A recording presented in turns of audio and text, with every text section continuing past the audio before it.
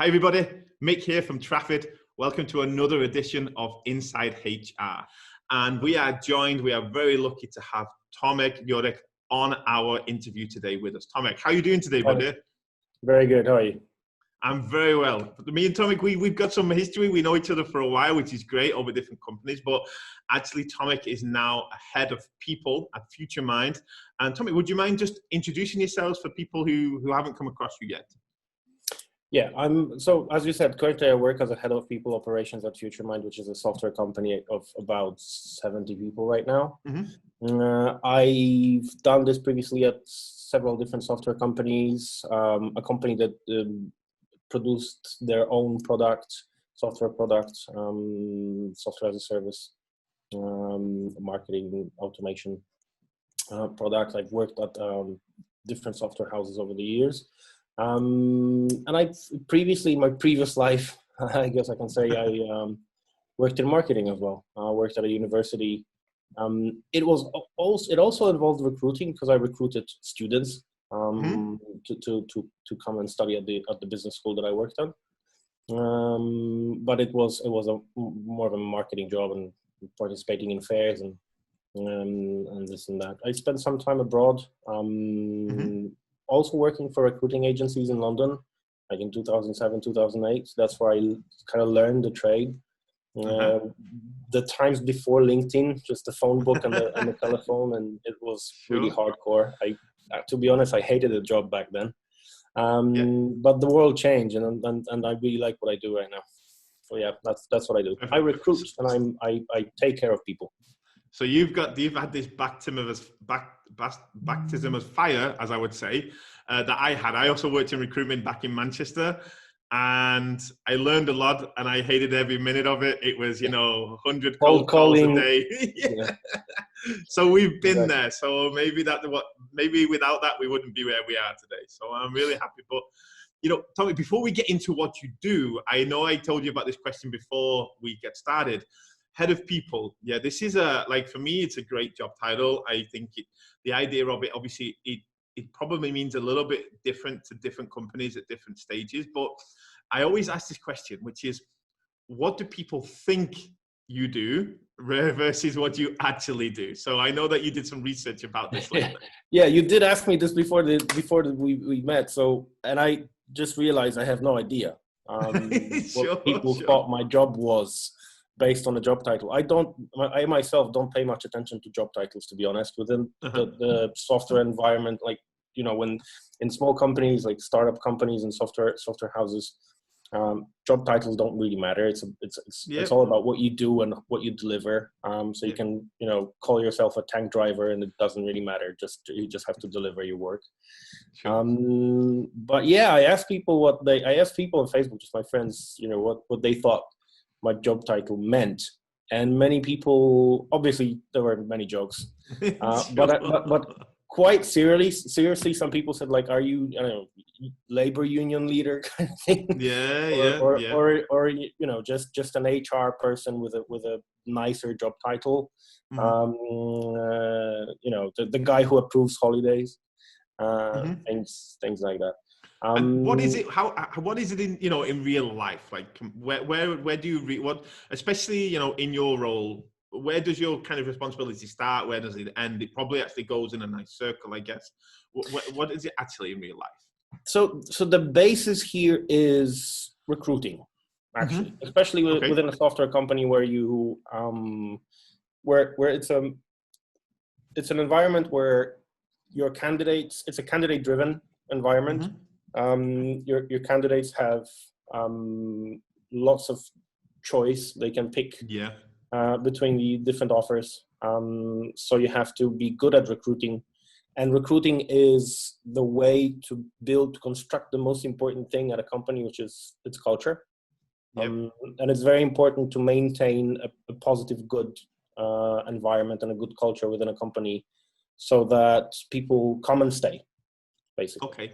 Makes sense. And the easiest way to do this is by recruiting. But it's difficult to shape a company culture once the team is all there, and you try to change a culture of the team. It's very difficult. But if you recruit the right people who match your values, your company, and the character of the other people within the team, then that's the easiest way to actually do it.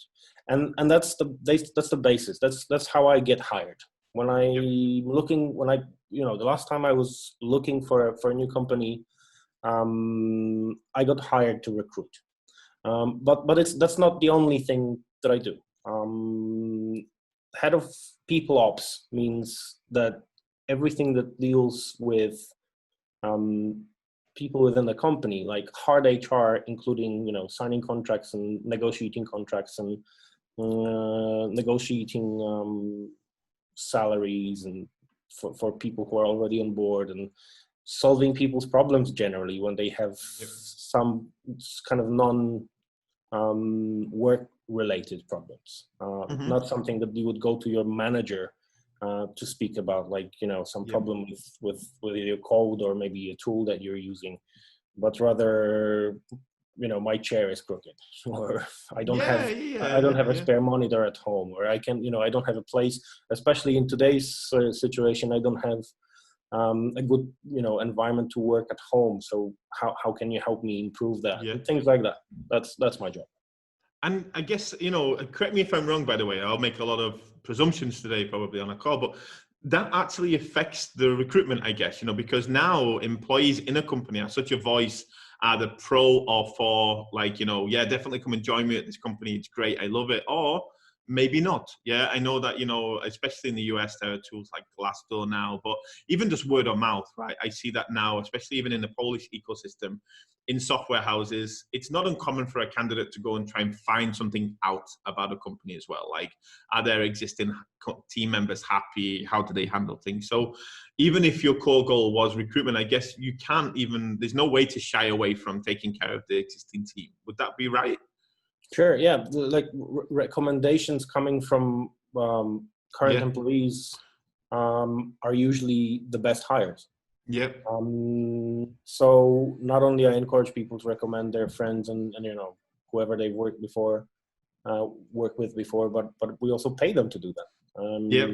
We usually if I use an external hiring agency to help me with a hire, I have to pay them thousands of zlotys, thousands of euros actually. Yeah. So we also do that when someone recommends their friend or someone they worked with before, and it happens quite a lot. The moment COVID started and we started to arrange those Monday morning meetings that I mentioned before. Yep.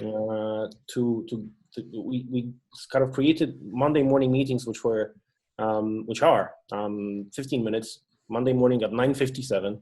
Somebody told me that it's good to set up a meeting at this strange time, not like 10 o'clock. So we did it 9:57, and it's kind of, everybody remembers that it's 9:57 and everyone is there.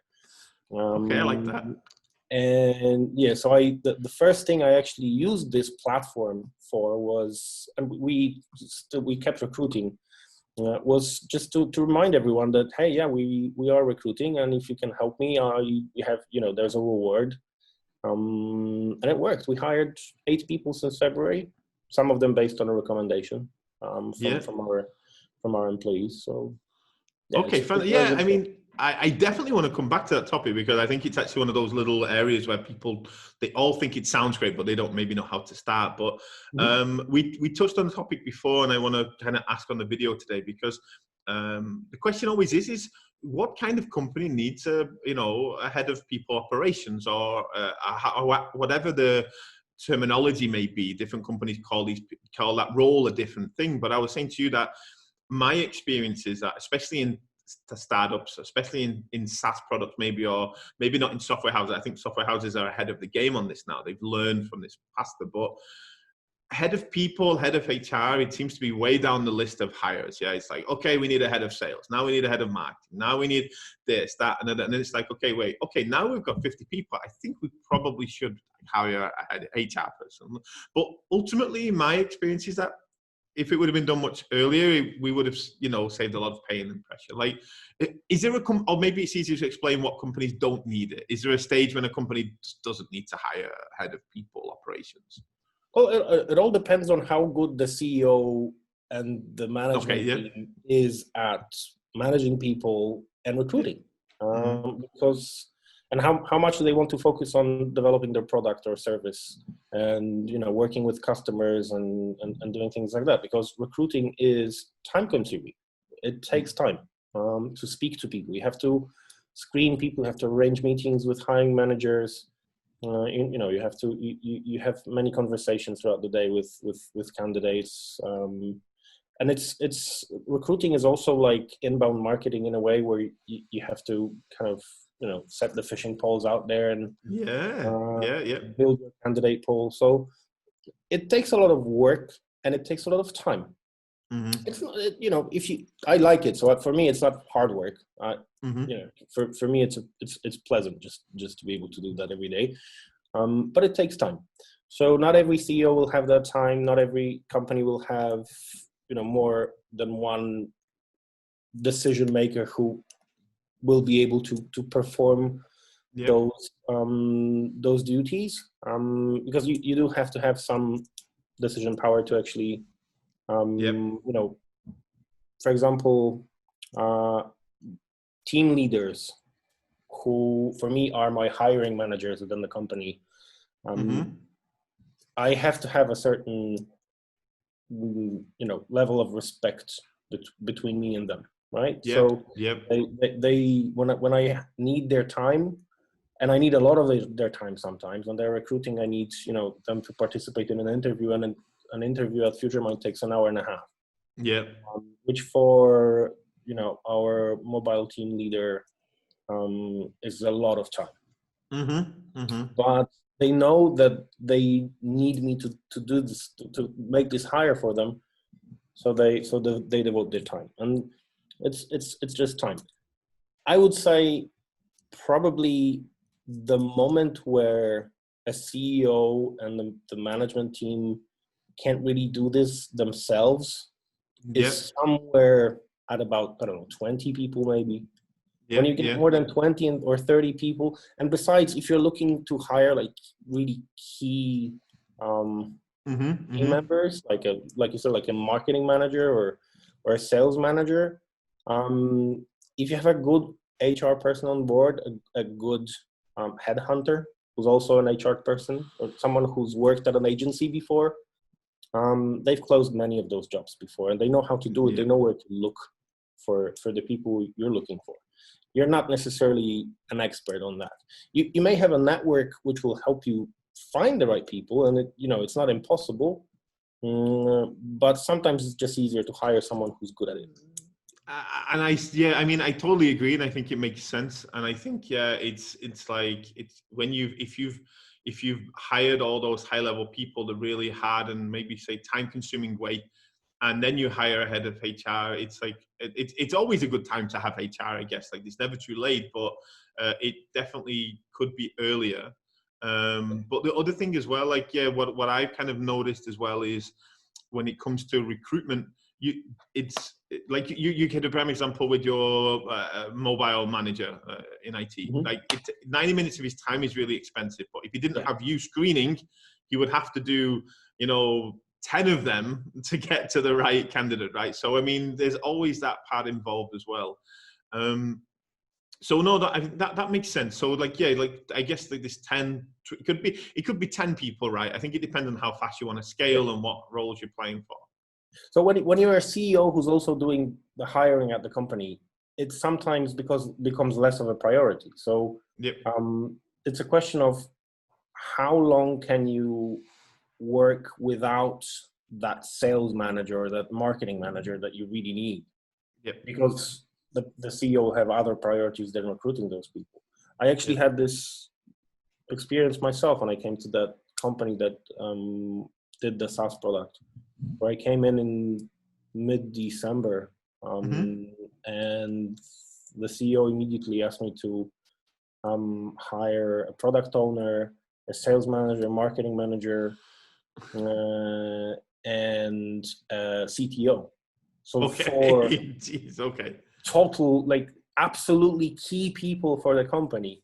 Yeah. And people need to understand also that when you hire an HR person, that even if you hire a headhunter, in situations like this, you sometimes need the support of external hiring agencies.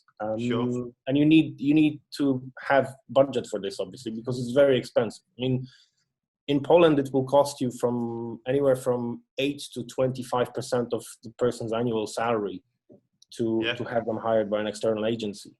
Usually about 15%. Yeah. And so I managed to fill those 4 roles in 2 months. Wow. One was a friend from a previous company that went bust. So that was simple because we were free at the same time.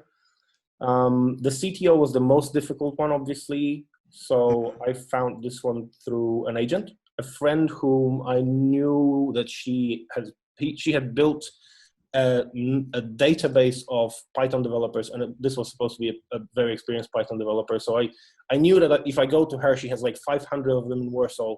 Okay. You know, so she'll find me one, and she did within a week, I think, which was pretty amazing. Even I was surprised. Sure. But it did cost a lot of money. Yeah. The sales manager came through recommendation within my network, and the marketing manager, I don't remember actually, but I think it was also somewhere from within my network of just friends, really, and professional colleagues. So 4 people within 2 months, like key roles within the company. Something that if anyone else had to do, they'd have to spend a lot of time on this, and they wouldn't know, which agent to go to. They wouldn't know. They wouldn't have the network I had to actually make this happen. And in the tech space, I mean, there's such a cost to not hiring fast and not hiring right. Yeah, I mean, investors have expectations. They put up lump sums. They expect growth within a time period. And there is not many investors I know that where you were like, okay, so we're going to delay those results by 6 months because we couldn't hire you. You guys understand, right? And they just go, no, we don't understand. Like you said, either go spend the money or find the right person. So, yeah, I mean, again, I think I see a lot of tech companies, especially who they do it the really difficult way. They rely on their network, and then the last resort is to go and maybe, like you said, pay a headhunter, and then you pay. And actually, if you just did it right first time, but as we all have hindsight, it's easier to look at it from the back. But it kind of brings me back, Tomek, to the topic. So I know that one of the things that you've just said is obviously to kind of be aware that when you need external help, go get it, because it just don't hesitate. I mean, it is money, it is cost, it is revenue, but there's a cost of not doing it. And don't just go anywhere. You have to know who to go to. Yep. And then the second thing I wanted to come back to was a really good topic, which you talk about referrals, right? So, gaining candidates. Now, you've done this, and you've got this probably, I guess, in future mind. I'm not going to ask you how to do it. I'm going to ask you, are there any potential ways to do it wrong? Like, have you when you've launched any of these programs, have you had a hiccup, like 2 employees claim the same referrer, or you got none? Like, what are the ways to do this maybe slightly wrong, or the easy ways to make it better? Give too little of a reward. Yeah, I can totally get that one. Yeah. If you just give someone like, a couple hundred zloty. Yeah. It's okay. It's a reward, but on the other hand, you'd pay someone else like 2,000 euros or 3,000 or 5,000 euros. So just don't be, cheap. Don't be cheap. But again, because people know the alternative nowadays, everyone kind of has an understanding of what headhunters charge or agencies, right? So and it matters probably. Yeah, it matters. And besides, if you actually get people engaged in this, they will help you build your employer brand as well. This money is well invested. Okay. And how do you guys track the referrals? Like, do you put them in an Excel? It's just keep it, because it doesn't sound like it has to be rocket science, right? The person who's being referred is like. Yeah, because I work at a software house which generally uses Jira for their for managing, their projects. They've also set it up for me so I can use it as an ATS. And you guys are not the only one, actually. Believe it or not. I didn't know. It's the first company that I worked for that did that. Yeah. It's okay. It's kind of like using a cannon to kill mosquitoes, but yeah, I get it. It works, and that's where I just put it there. When I have a candidate, I'll just put it there that they were recommended by someone. I'll set a reminder for 3 months ahead, because we have this rule that someone has to work for 3 months for the referral to be paid out. Yep, makes sense. Because otherwise, they have to go through the probation period that we see. Yep. Yeah, that's it. Is there anything when somebody refers another employee, is it simply here's a friend, or you ask them to kind of stand by why this person is right for future mind? Like it's like, or you don't have to ask that kind of pressure from them? No, I ask them to. I ask them if the person knows that they're being referred, obviously. Okay. Yeah. Because I wouldn't sometimes not want to contact someone who wasn't expecting it. Yep. I'd ask them to kind of introduce me and announce me that I will be getting in touch.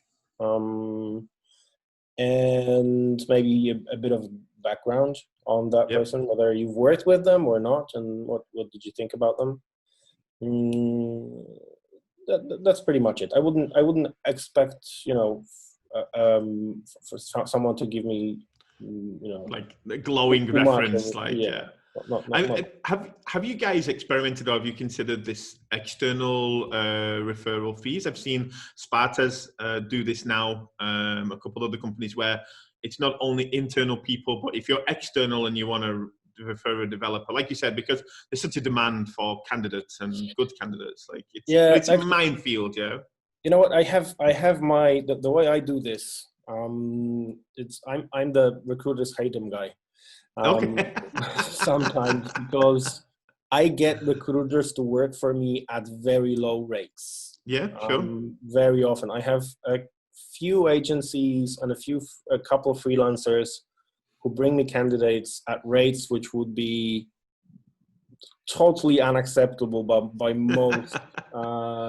Nobody would admit in public that they get paid this little. Okay.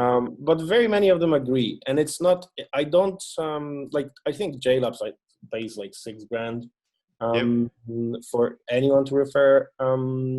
Okay.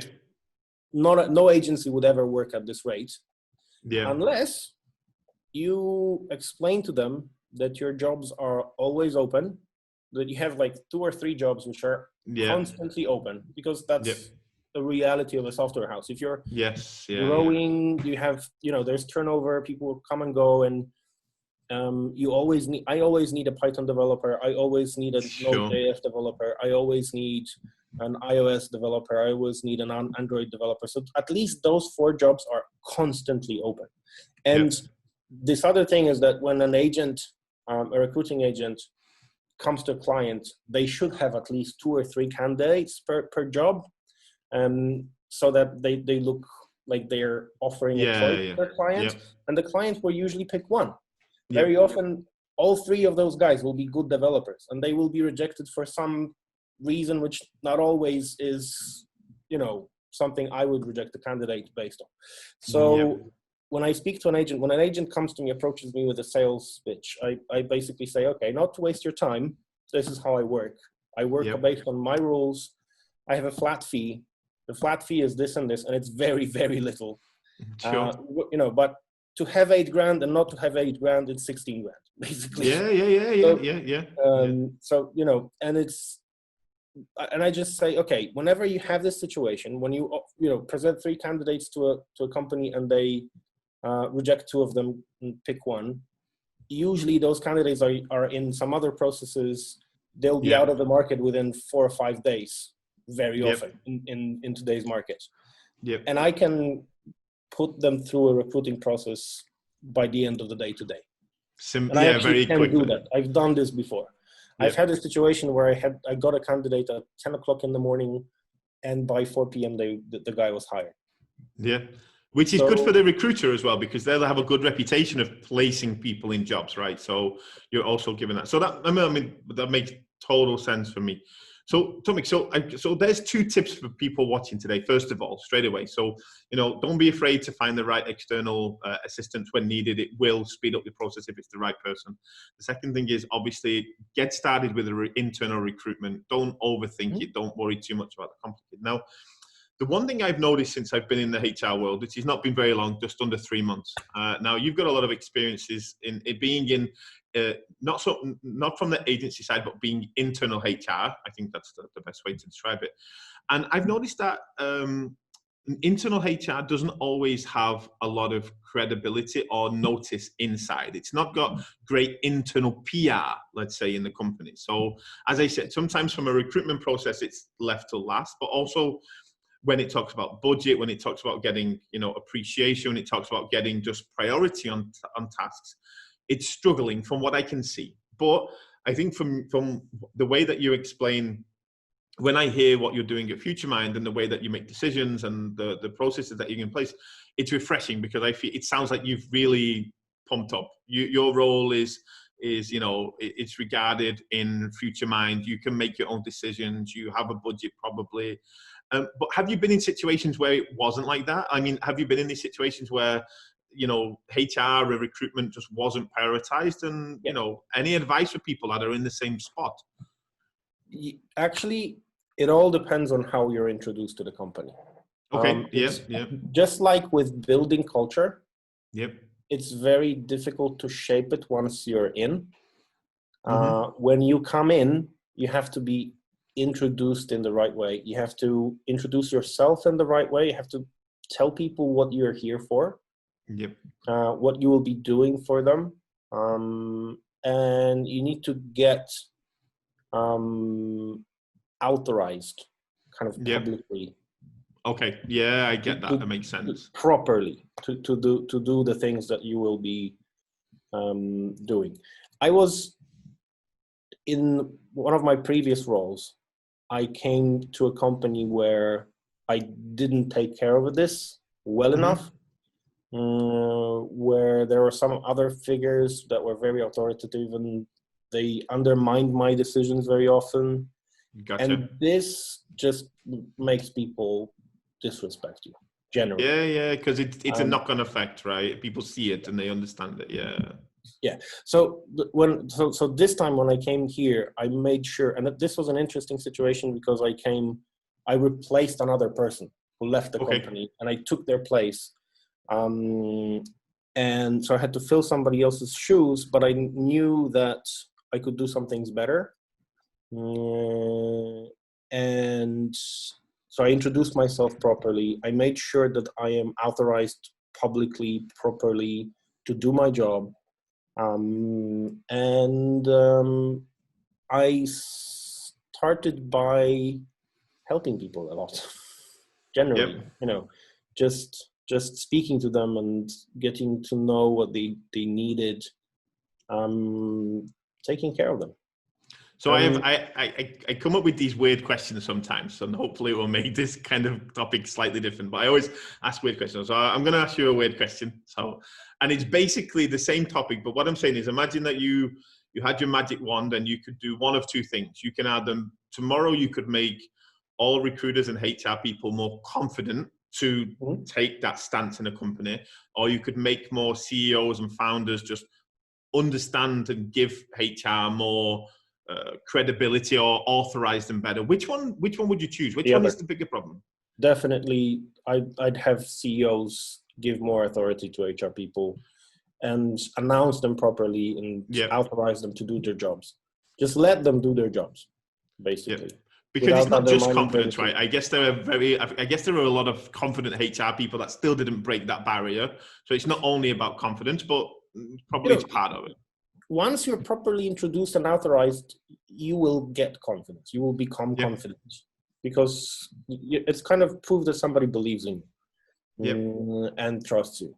Very true. I'm in a very fortunate situation right now where nobody looks from behind my back, I just, as long as I deliver, as long as the job is done, nobody cares how I do it. And that's kind of the way it should be. Or especially in my position where I'm one person doing all of HR for a 70 people company. Yep. Which is, it becomes quite a lot sometimes. I mean, a lot of people come to you and ask many different things throughout the day, from simple things like approve my holidays to more difficult things like I want, you know, a 20% pay increase. Which is always a difficult conversation. Sure. People come and say, you know, I've been offered plus 100% by a remote company from the US. And what are you going to do about it? Yep. Because it's so I don't varied, really want to leave. Very often, you know, these conversations are hard, and it takes, you have to prepare, and you have to let everyone know, and you have to sit down and think about how, you know, what we're going to do about it. So, you know, you need authority, and once you get the authority, and once you get that, you become confident.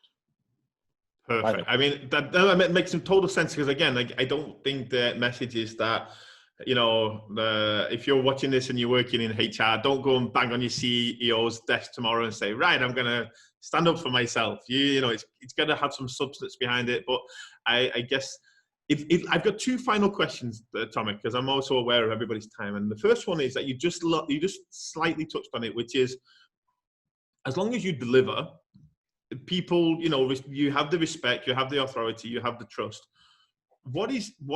How do you measure if you are delivering or not? What is that for you in Future Mind? Is it candidates? Is it numbers? Is it statistics? Is it budget? What's your deliverable? There's tools for that.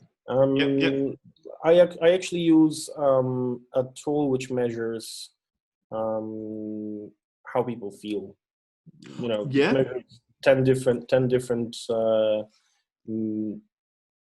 performance indicators, let's say, based on some questions that people are asked every week. It measures my ENPS, which is Employee Net Promoter Score. Like in marketing, you have a Net Promoter Score. And this is actually my most important KPI. ENPS is probably, you know, makes sense, right? To try and maintain that in my role. And that's it. And generally, for me, a very good indicator of whether I'm doing my job well is how people approach me, that they actually do, that they come to me with their problems. When you said that to me, that you have these questions when people come, I think that should be, I think that there are people out there where they're not getting those questions, and that might even be the first barrier to overcome it, is why are people not approaching me? You know, there's this thing you asked, like there's two things that I want to come back to. One is the recommendation system. If you want to build a recommendation system, a lot depends on the culture within the company, because people have to want to recommend the workplace. It's difficult when you find yourself in a situation where you ask people to recommend your company as a workplace and they don't, because they don't want to recommend it. So you have to work on this. You have to make sure that that you maintain this good culture, or to try to create a good culture. And the first step to this is also something that allows me to doing a good job, is create a platform for communication with the people. Like for me, those Monday morning meetings became that platform. I had this before, because I always said people can contact me anytime, anywhere. You know, you can write to me on Slack, you can send me an email, you can just come to my office. And people did that. But once we actually started doing those Monday morning meetings, people use this opportunity to speak to me when they have something to say. So giving people a platform to communicate with you will allow you to see if you're doing a good job. 9:57. It's going to stick. It works. I guarantee it. Actually, I really like this. It really works. So, like Tomek, there's a lot of really good nuggets in there that I can recap. Which is again, we talked about the getting higher that the cost of not hiring. So try to think about, don't just put your hands on your head and say, oh, we don't have candidates. You've got to think outside your box. Use your network. If you don't have a HR person, you've got to use them. We talked about the referral program, which is super important. I love the platform which you're talking about as well. I don't think enough companies do those kind of Monday morning meetings. I think they're really helpful as well. We talked a little bit about the companies that even need a people ops kind of person, which is great. We talked about how to get a little bit more trust and authority and onboarding a HR person, which is great. So, wow, it's already a lot. My last question for before we finish up today, which is, one thing I'm also looking for, and this is a personal question for me as well, when you're trying to improve yourself, or when you're trying to keep up to date with knowledge on the market or how to be better at what you do, are there any sources? Do you recommend any books, blogs, people? Like, how is someone that's starting out in people ops? Where can they go to learn other than on their own as they go? Kind of like, do you have any resources that you could recommend, or where you go to?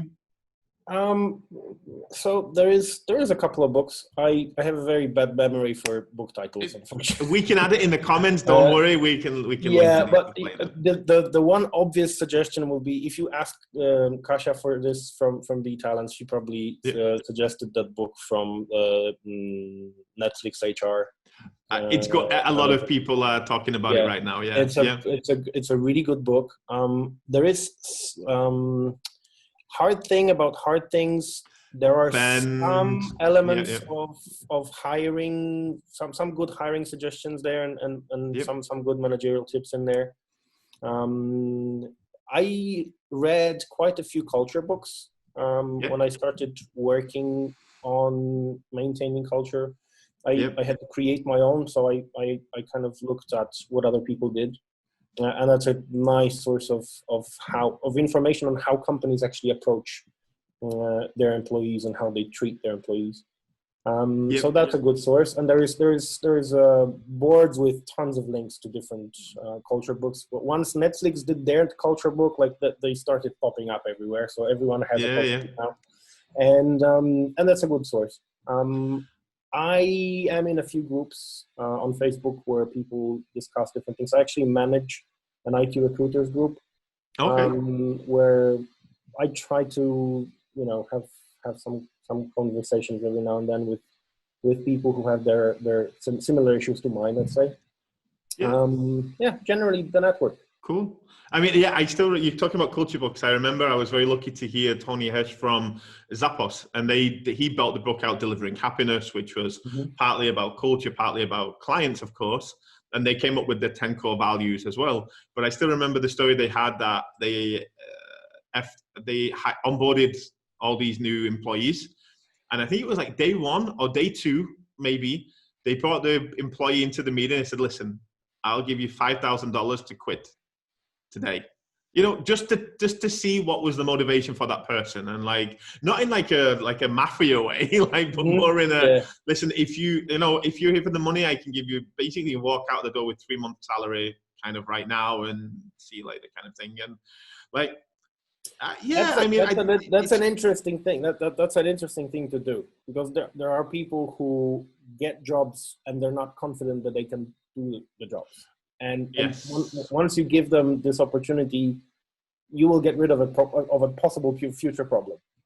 Yeah, I mean, and that's it. I think that they also just wanted people that were so highly motivated and so excited to go into the job that the money wasn't the thing. And also, like you said, avoided. But I'm sure that very little people took him up on it. But I mean, culture books are great. I think I'm a big believer in core values and cultures and so on as well. I think it helps people. So Tomek, listen, thank you so much for this. I really appreciate it. What we'll do, guys, for people watching the video, we'll drop a link in the comments to where you can find Tomek. You can ask him questions.